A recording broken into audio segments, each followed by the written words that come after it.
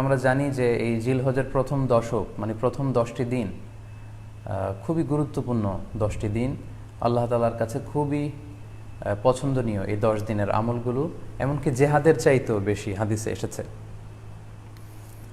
এবং কালামুল্লাহ মাজিদে আল কোরআন আল কারিমে আল্লাহ তাআলা এই জিলহজের প্রথম 10 দিনের শপথ করেছেন।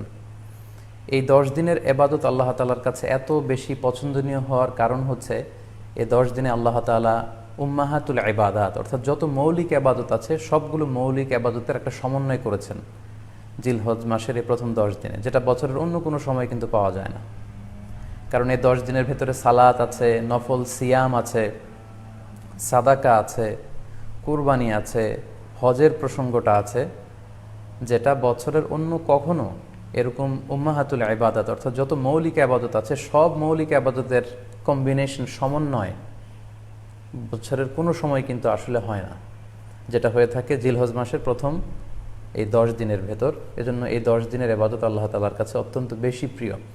এজন্য আল্লাহ রাসূল সাল্লাল্লাহু আলাইহি ওয়াসাল্লাম এই 10 দিনে যাতে আমরা বেশি বেশি নফল ইবাদত করি আমাদেরকে উৎসাহিত করেছেন। পাশাপাশি আমরা যেন বেশি বেশি তাহমিদ, তাহলিল, তাকবীর দিয়ে এই 10টি দিনকে মুখরিত করে রাখি, এজন্য তিনি আমাদেরকে আদেশ করেছেন। এজন্য এই 10টি দিনে আমরা যেন বেশি বেশি সুবহানাল্লাহ ওয়ালহামদুলিল্লাহ লা ইলাহা ইল্লাল্লাহু আল্লাহু আকবার এই আজকারগুলো যেন আমরা বেশি বেশি পড়ি।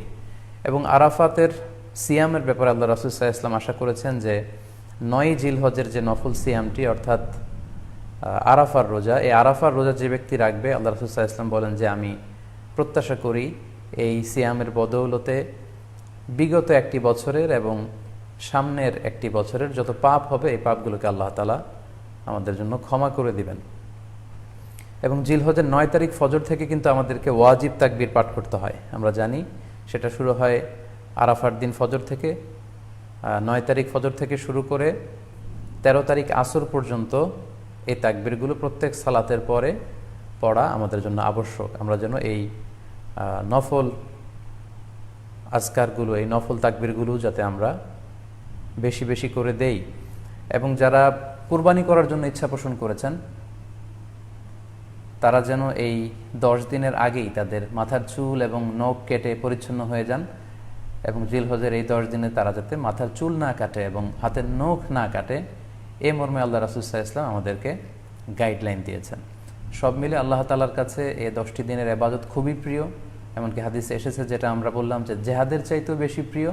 এজন্য এই সুবর্ণ সুযোগটুকুন যেন আমরা কখনোই মিস না করি।